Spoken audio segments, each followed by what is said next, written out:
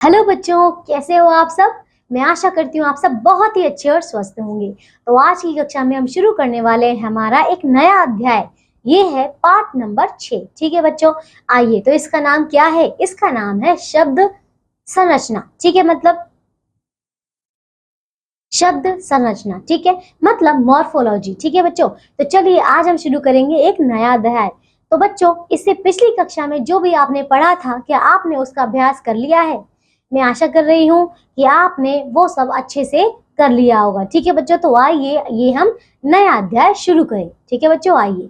तो बच्चों, सबसे पहले देखिए, सेब, छाता, बस, ये तीनों विभिन्न वर्णों के मेल से बने हैं, है ना। जैसे कि देखिए यहाँ पे ये सेब लिखा हुआ है, ये छाता लिखा हुआ है और ये बस लिखा हुआ है। तो आपने देखा बच्चों कि यहाँ पे सेब में क्या है? स है ना, और ब भी है। तो आप देख रहे हैं कि यहाँ पे दो अलग अलग वर्ण है और जब हमने उन दोनों को मिलाया तो ये बन गया है सेब। इसी प्रकार छाता कैसे बना है? छ और उसमें आ की मात्रा, ऐसे ही त और उसमें आ की मात्रा से। ठीक है बच्चों, ऐसे ही बस किससे बना है? ब और सा से। ठीक है बच्चों, तो आइए इसके इसी प्रकार हम इसके और उदाहरण देखते हैं। देखिए बच्चों, जैसे कि सेब लिखा है, मैंने अभी आपको बताया कैसे बना है सेब। देखिए, स जमा ए जमा ब जमा अ, तो ये क्या हो जाएगा? ये क्या है बताइए? वर्ण है। ठीक है, आगे देखिए छाता। छाता में जैसे छ जमा आ जमा त जमा आ वर्ण है। ठीक है, ऐसे ही बस। बस में देखिए व जमा अ जमा स जमा अ, ये क्या है? यहाँ पे वर्ण है। ठीक है बच्चों, आइए तो अब हम देखें इसमें ये तीनों शब्द हैं क्योंकि इनमें कोई ना कोई अर्थ प्रकट हो रहा है। इस प्रकार वर्णों के अर्थक कट कर देना। इसी प्रकार देखिए, वर्णों के सार्थक मेल को शब्द कहते हैं। तो बच्चों, आपको समझ आया कि जब आप वर्ण को कुछ इस प्रकार मिलाते हैं जिनसे उनका एक अर्थ निकलता है, उसी को हम क्या कहते हैं? शब्द कहते हैं। ठीक है बच्चों, लेकिन बच्चों अगर आपने शब्द को उल्टा पुल्टा कर दिया होगा तब क्या होगा बताइए? अगर मान लीजिए आपने शब्दों को उल्टा पुल्टा कर दिया और उसको जब आपने एक साथ पढ़ा और उसका कोई अर्थ नहीं निकला, तो वो एक निरर्थक शब्द हो जाएगा। ठीक है बच्चों, उसका कोई भी मतलब नहीं होगा। अब आइए बच्चों हम आगे देखते हैं। ठीक है, देखिए, हिंदी भाषा में शब्दों को चार आधार में हिंदी भाषा में शब्दों को चार आधार पर बांटा है। देखिए कैसे देखा बांटा है। यहाँ पे देखिए, शब्द में क्या है?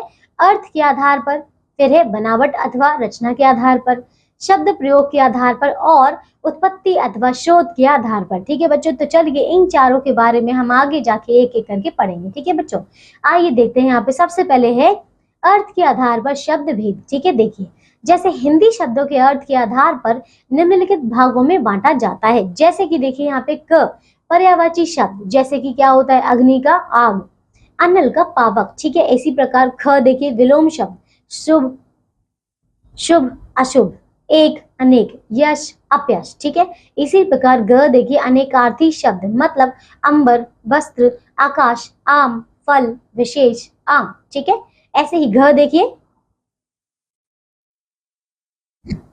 एकार्थी शब्द। ठीक है, आइए बच्चों अब हम कहते हैं बनावट अथवा रचना के आधार पर शब्द भेद। ठीक है बच्चों, चलिए देखिए यहाँ पे क्या क्या है कि बनावट के आधार पर शब्द तीन प्रकार के होते हैं। कौन कौन से होते हैं? देखिए, पहला होता है रूढ़ शब्द, दूसरा होता है यौगिक शब्द, तीसरा होता है यौग रूढ़ शब्द। ठीक है बच्चों, तो चलिए इनके बारे में देखें। तो पहला आप देखिए रूढ़ शब्द होता क्या है। देखिए, ये शब्द ये ऐसे शब्द होते हैं जिसके टुकड़े नहीं किए जा सकते। ठीक है, अगर इनके टुकड़े करके देखें भी तो इनका कोई अर्थ नहीं निकलता। चलिए इनको कुछ उदाहरण देखते हैं। जैसे कि ये है घर। अब घर को अगर मैं तोड़ के लिखूं, जैसे कि घ और र, तो क्या घ का अपना कोई अर्थ होगा बताइए? नहीं ना, वो तो अकेला वर्ण हो जाएगा। इसी प्रकार र का भी कोई भी अर्थ नहीं होगा। तो आगे देखिए, जैसे कि आज है, कल, पुस्तक, कमल, हाथी आदि। ठीक है बच्चों, चलिए दूसरा देखिए यौगिक शब्द, मतलब दो या दो से अधिक शब्दों या शब्दांशों के मेल से बनने वाले शब्द यौगिक शब्द कहलाते हैं। जैसे कि रसोई जमा घर, तो ये बन जाएगा रसोई घर। ठीक है, ऐसे ही नील जमा कमल, तो ये बनेगा नील कमल। आपने इसमें देखा यौगिक, यौगिक मतलब होता है जोड़ना। ठीक है, तो मतलब हमने दो शब्दों को जोड़ा है और उससे एक नया शब्द बनाया है। ठीक है, आइए तीसरा देखें, यह है यौगिक रूढ़ शब्द। तो देखिए ये ऐसे शब्द होते हैं जिनके टुकड़े तो हो सकते हैं, परंतु उन टुकड़ों का सीधा अर्थ ना निकल कर कोई विशेष अर्थ निकलता है। जैसे कि देखिए नीला जमा कंठ, तो क्या बनेगा नीलकंठ, है ना।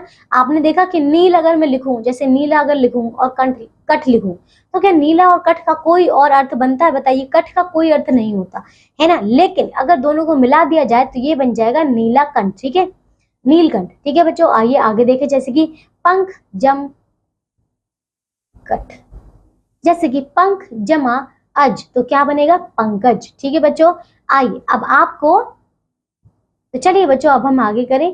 अब हम देखते हैं उत्पत्ति अथवा स्रोत के आधार पर शब्द भेद। ठीक है बच्चों, देखिए तो उत्पत्ति अथवा स्रोत के आधार पर शब्द के 4 भेद होते हैं। आइए देखिए कौन कौन से। पहला होता है तत्सम शब्द, ठीक है, दूसरा तद्भव शब्द, तीसरा देशज शब्द और चौथा विदेशी शब्द। ठीक है बच्चों, तो आइए एक एक करके इनके बारे में पढ़ें।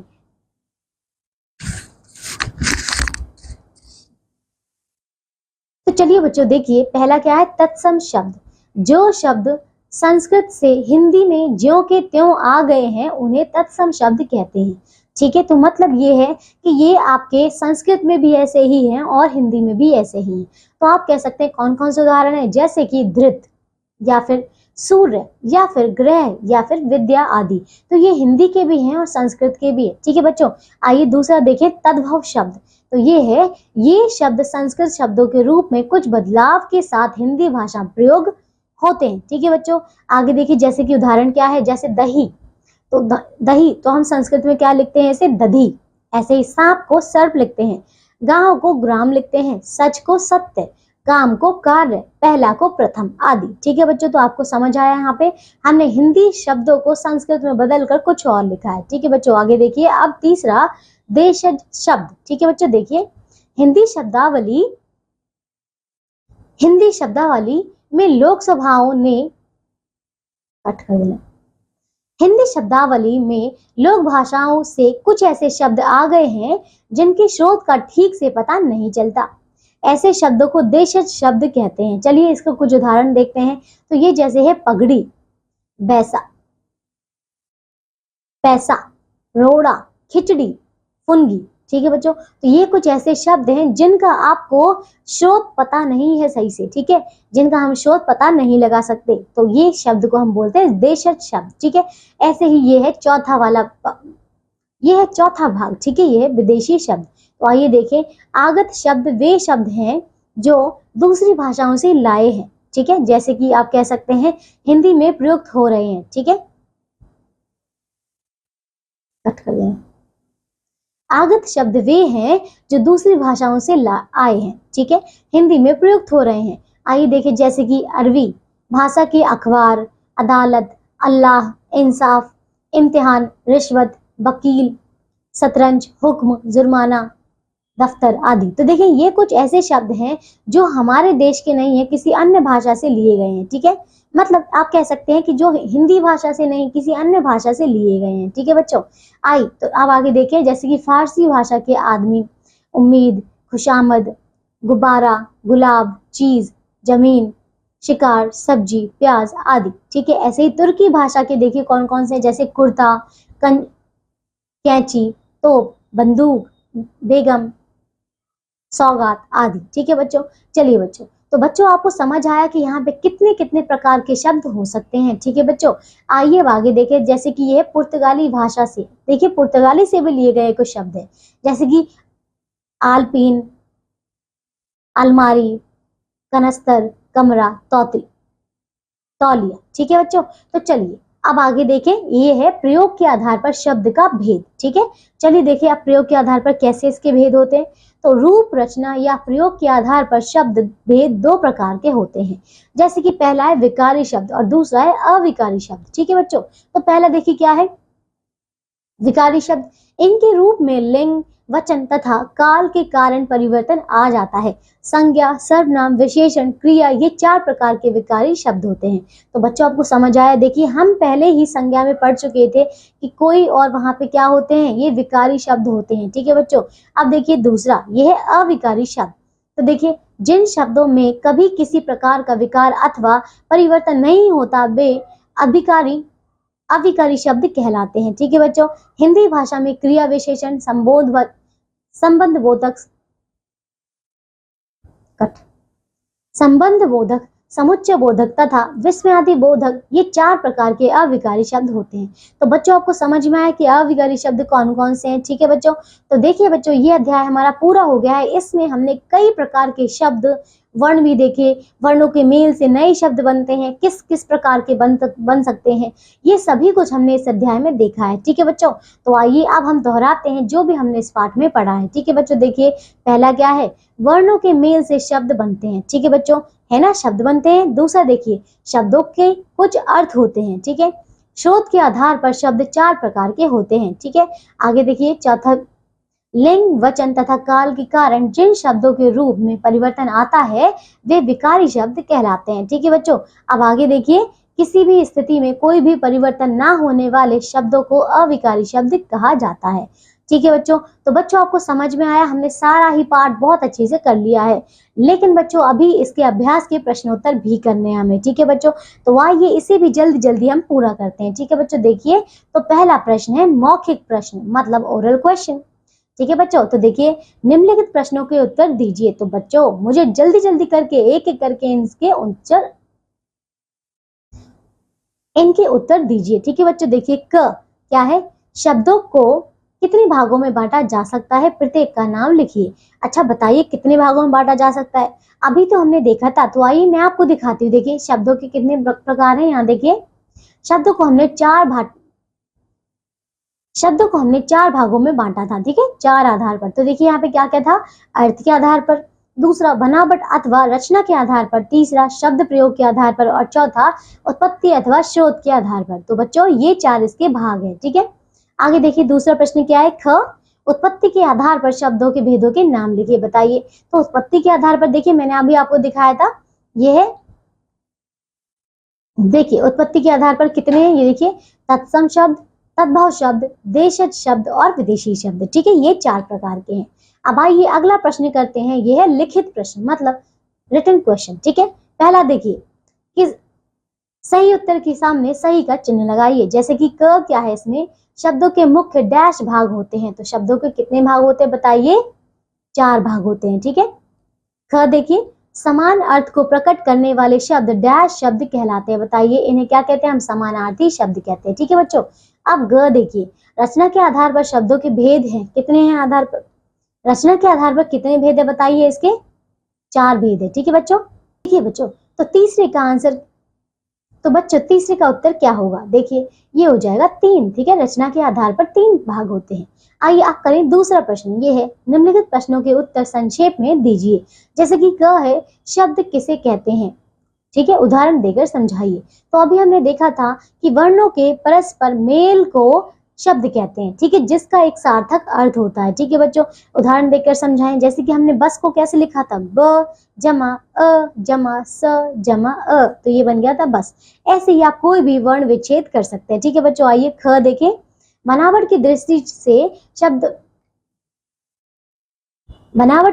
से शब्द के कितने भेद हैं, प्रत्येक के 2 उदाहरण दीजिए। तो देखिए बनावट की दृष्टि से कितना था, ये 3 प्रकार के थे, है ना। चलिए मैं दिखा देती हूँ आपको कितने प्रकार के थे। यहाँ पे देखिए, यहाँ देखिए ये 3 प्रकार के, एक है रूढ़ शब्द, फिर है यौगिक शब्द और फिर है योग रूढ़ शब्द। ठीक है, अगर आपको इसके उदाहरण देने हैं तो रूढ़ शब्द कौन से हो जाएंगे, घर, आज, कल। यौगिक हो जाएंगे रसोई, घर, नील, कमल। ठीक है, आगे देखिए, ये देखिए योग रूढ़ कौन से हो जाएंगे, ये हो जाएगा नीलकंठ या फिर पंकज। ठीक है बच्चों, तो चलिए ये उदाहरण हो जाएंगे। आगे देखें हम ग प्रश्न, देखिए विकारी शब्द किसे कहते हैं, ये कितने प्रकार के होते हैं, उनके नाम लिखिए।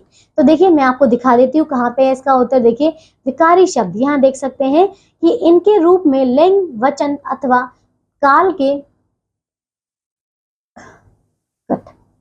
इनके रूप में लिंग, वचन तथा काल के कारण परिवर्तन आ जाता है, ऐसे शब्दों को हम विकारी शब्द कहते हैं। जैसे कि देखिए आप क्या क्या है यहाँ पे, संज्ञा, सर्वनाम, विशेषण, क्रिया, ये 4 विकारी शब्द हैं। ठीक है बच्चों, चलिए अब आगे देखते हैं। ठीक है बच्चों, आइए अब ये कितने प्रकार के थे ये हमने कर लिए। ठीक है, अब करते हैं तीसरा प्रश्न। तो ये है निम्नलिखित शब्दों में से तत्सम और विदेशी शब्द छांट कर लिखिए। तो देखिए जैसे कि ये है डॉक्टर, ठीक है, तो डॉक्टर आप मुझे बताइए ये तद्भव है, तत्सम है या विदेशी शब्द है? तो आप कह सकते हैं कि ये विदेशी शब्द है, ठीक है। दही क्या है बताइए? तो दही तो आपका ये तद्भव क्या है? तद्भव शब्द है, ठीक है। तो यहाँ पे लिख देते हैं ये तद्भव है। अच्छा मैं इसको अलग अलग रंग से कर देती हूँ, जैसे कि ये हो जाएगा दही। अच्छा पहले मैं तद्भव शब्द को लिख रही हूँ, ठीक है बच्चों। तो देखिए तद्भव शब्द कौन से होते हैं? आपके हिंदी वाले शब्द, ठीक है, जो आप संस्कृत में अलग ही कर देते हैं। जैसे कि कौन सा हो जाएगा बताइए? चलिए तो जैसे कि हो जाएगा आपका मात्र, ठीक है बच्चों। और क्या हो जाएगा? दुग्ध, ठीक है। या फिर हम कह सकते हैं क्या, और क्या क्या हो जाएगी बताइए?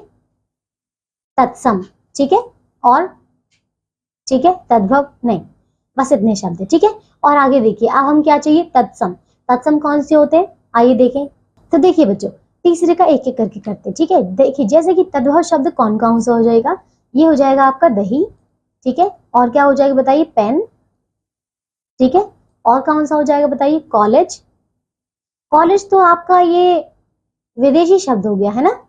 सूरज है ना, सूरज हो जाएगा। गांव हो जाएगा। माता, ठीक है। शब्द, ठीक है, ये क्या हो जाएगा? शब्द भी।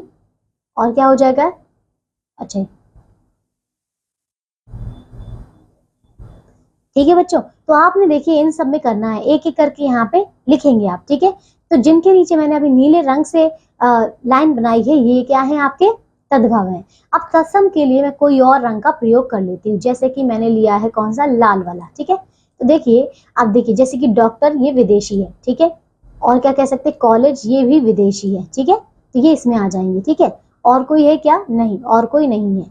अब हम एक और रंग ले लेते हैं, जैसे कि चलिए मैं पीला नहीं, मैं ये वाला हरा ले लेती हूँ, ठीक है। तो देखिए जो हरा है, देखिए जैसे कि मात्र ये आपका तत्सम होगा, ठीक है। ऐसे ही दुग्ध ये भी होगा, ऐसे ही, ठीक है बच्चों। तो ये कुछ इसके उदाहरण है। अब आइए बच्चों अगला प्रश्न करते हैं। ये क्या है? हमारा चौथा प्रश्न। देखिए चलिए देखिए तो क्या है चौथा प्रश्न? नीचे लिखी वर्णों को जोड़कर शब्द बनाइए। जैसे कि क है अ जमा न जमा ई जमा र जमा उ जमा द, तो ये क्या बनेगा बताइए?